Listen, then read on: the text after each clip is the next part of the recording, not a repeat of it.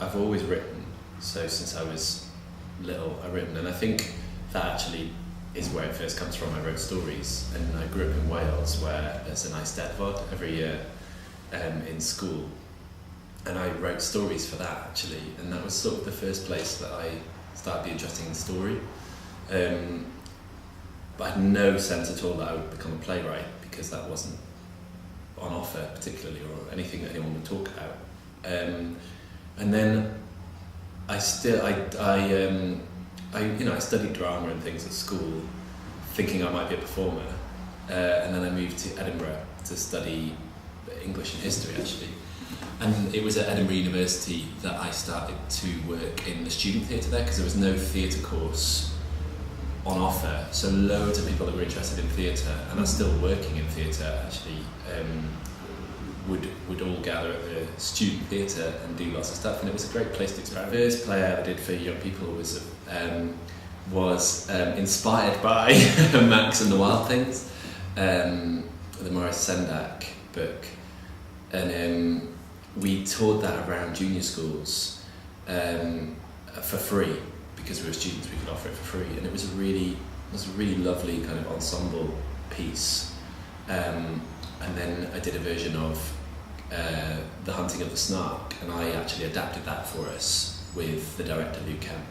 And again, we toured it around, and it was good, it was successful, and sort of was the first sort of time that something that I'd written was put in front of an audience properly. Then I moved to Glasgow, and I did lots of theatre, fringe theatre, anything I could really, but again, I wasn't really a writer, I was just going in and doing anything I could. And I still hadn't really heard the words playwright particularly. It wasn't something on my radar at all. It was like you were a performer or you were involved in theatre. And then through sending a piece to the Traverse in Edinburgh, the Traverse Theatre, Roxana Silva, who was there, put me forward to go to Australia to an international young writers conference called Interplay, back in 2004, I think it was. And it was at Interplay that I first heard all these London writers from the Royal Court and everywhere. It's funny, Simon Stevens was there as a tutor, and a load of young writers actually were there, and they were so different to me, and they were very much, they'd gone through the new writing course at the Royal Court, I think they had anyway, and so I suddenly went, oh, I'm probably a playwright as well, I've written plays, maybe I'm a playwright. And it was only the play that I'd written to go there got taken up by the Royal Court and was produced by the Royal Court then, and Simon put me in touch with his agent, and so I started to get into that field of quite adult work, and the play was called A Girl in a Car with a Man, and that kind of was when I became a playwright. So about a year later, I think, Andy Manley, who makes a lot of work for young people, and Jill Robertson, who runs Catherine Wheel's theatre company in Musselburgh just outside Edinburgh, they sort of took a punt on me really and said, would I like to work with Andy on a show that would go into schools and be kind of theatre, the kids wouldn't know that the show was going to take place. And we went into a classroom, and Andy came in and told this story that I wrote called Kappa, which was just brilliant. It was like, it just hit me at the right time, I think,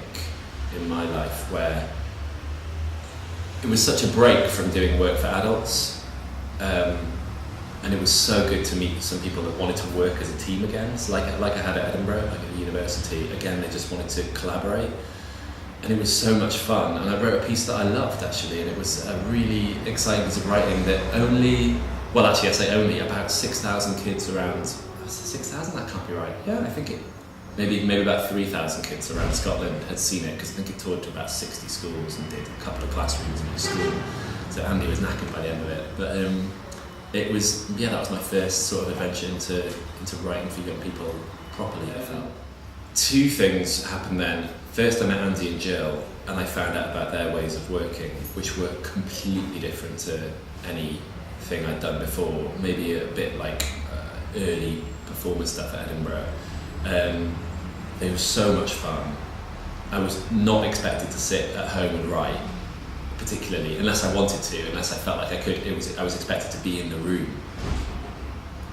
playing, like experimenting, doing stuff with them. It wasn't my responsibility solely, and it felt such a relief, because before then I'd been working on plays that were entirely mine, and really like wrestling with my soul to get something out, and suddenly I was like going, oh, this is where I'm creative. I'm creative in response to other people, and the same with the audience. I'm creative when I chat to a 10-year-old and go, I find them genuinely, like, they're fascinating, and I guess all ages are fascinating if you just chat to them and listen. Mm-hmm. And I think being able to go into schools and watch their reaction, I learned so much about editing from them, maybe something to do with that. Like, an adaptation I learned a lot from was Cares, because there's sort of 16 characters in Cares or something, and I had 2 actors. It was specifically to do a 2-handed version, and I felt like it didn't change. I felt like I got the essence of the story, but the way I did it was to have Billy, who's in the story. There's just Billy, who is this. He's about 13, I think, or 15 in the story.